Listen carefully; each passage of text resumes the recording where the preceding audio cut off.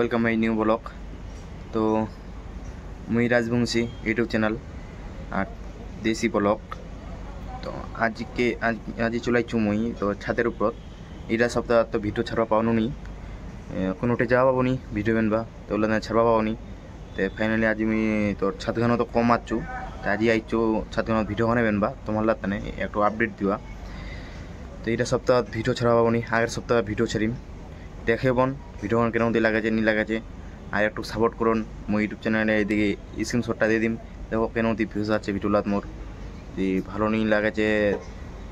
তো একটু কখন মেসেজ কমেন্ট করে ভিডিওলাত ভালো লাগে না কেন দিয়ে এডিটটা হয়েছে নি হয়েছে।